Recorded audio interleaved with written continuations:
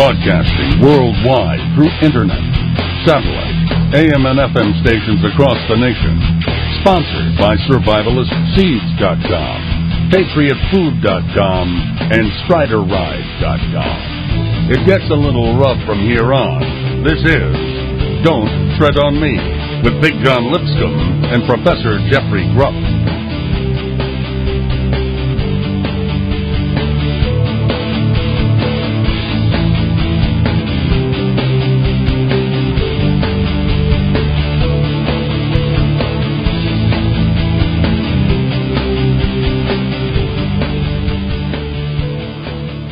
Without good health, what do you have, folks? All the money in the world means nothing. All the trinkets, all the preparations for what might be coming down the road mean absolutely nothing if you do not have good health. And we know traditional methods in the health industry lack true help for people, but there are, as most of you already know, alternative methods that are effective. And my guest tonight is going to share one very powerful solution for us. And let me tell you just a little bit about her. It says here in her bio, the International Association of New Science awarded its top honor, Scientist of the Year, to Sherry Edwards, Research Director of the Sound Health Research Center. Recipients of this prestigious award are chosen for their dedication, innovation, and leadership in a field of study. Edwards pioneered the field of human bioacoustics, which utilizes voice spectral analysis and the use of low-frequency analog sound presentation to promote wellness. The preliminary work for bioacoustic vocal profiling was part of Edwards' undergraduate work at Ohio University. She now works in cooperation with other educational institutions and is a faculty member of the Capital University Integrative Medicine Program. Sherry Edwards, what an honor it is to have you on Don't Tread on Me. How are you? I am great, and it's great to be able to share with your very caring audience. Yes, I kept it under wraps that you were coming on tonight, but I did get out through the grapevine, and I have had so many of my listeners saying they are very excited to hear this because apparently for a lot of people, it's a whole new way of thinking about how to heal the body and analyze it. Does everything resonate with sound, Sherry? I think that's how our scientists measure everything on the planet, from your hair to something you ingested. They measure it by its frequency, and frequency can be represented as sound.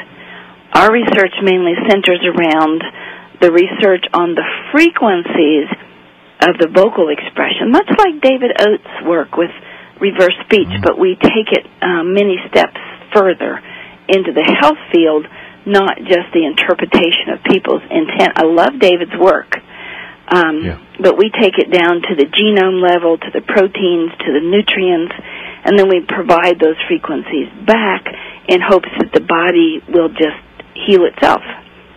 We often say, you know, if people get well, that's their problem. We're just looking for data.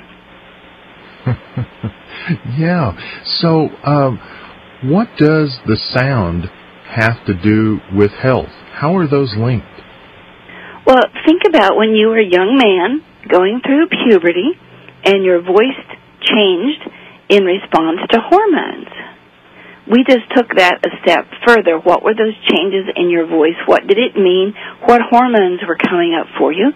And so we took it steps further to look at what proteins were coming up, what nutrients, what muscles were in stress, what genomes, what pathogens were you exposed to, what neurotransmitters are in stress.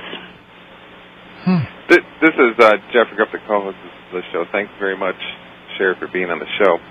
I've heard some interviews that you gave today. You mentioned that it may be the case also that all living organisms, such as even plants and so forth, have this frequency and could be even considered a thought, that you can hear the thoughts of plants and so forth with these frequencies. Could you tell us a little bit about that? Well, I grew up in the holla up in Appalachia, in a little corn crib kind of thing.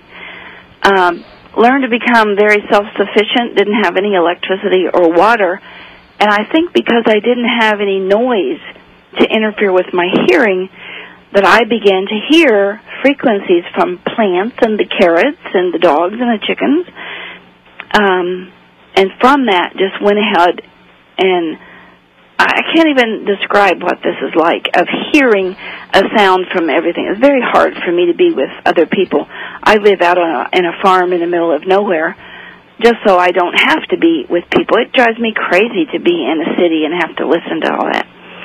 So if you're looking for information about plants, Rupert Sheldrake has some books about morphogenic resonance, and every plant, tree, everything puts off a frequency, and if you change the frequency, it changes the bark, it changes the leaves, it changes the plant colors. And so we just took that a step further and said, okay, we're going to work with this with humans, because there's a lot of people out there working with it with dolphins. You know, what sounds do dolphins make and what do they mean? Or bird tweets or whatever. They can tell if birds are sick or if they're not from a certain area. So we just took it a step further, and we look at every frequency in a person's voice, from 0 cycles per second up to about 1,000 cycles per second to 6 decimal points. And we've been able to decode all of the biochemistry, most of the structure, although we haven't published all the structure. We've decoded it already down to the genes and the proteins. And let's say somebody comes to us, usually a doctor referral. So one of them that happened a couple of months ago, a guy came to us and the doctor said he has Lou Gehrig's disease. Now that's a death sentence where the muscles don't work well anymore. So we took his vocal print and we put it in our computer, and it says, this guy doesn't have Lou Gehrig's disease, he has lupus. Oh, it wasn't lupus, Lyme's. So we sent him back to his doctor, and they tested him, and sure enough, he had Lyme's disease. That's treatable. So we have found this matrix, this number matrix inside the voice. And it couldn't have been done. Well, I shouldn't say that. It's made easier by technology, because all of this originally happened because I hear sounds that other people don't, like in growing up. With the carrots say, okay, we're ready to be picked tomorrow, and they come out of the ground easier. They really do. Wow. So I'm hearing all of this, and we put it into a technology, and that's made it a lot easier, because as I hear something, you know, I'm just some frumpy little housewife from Ohio. Nobody believes what I'm saying. But if we could put it into a computer, then people will begin to believe it. But I really think that it is some soul-level talent that we had. And there's a confirmation about that. Sylvia Frank, are you familiar with her book about the Tree of Life and the Holy Grail? And she talks about Rudolf Steiner and Royal Rife and Wilhelm Reich and all of these great, wonderful energy workers on the planet, and how parts of that information came through the genes with the Templars. And there's somehow that we've programmed our genes to remember this, and that's why there's a popularity to the Da Vinci Code movies and all that.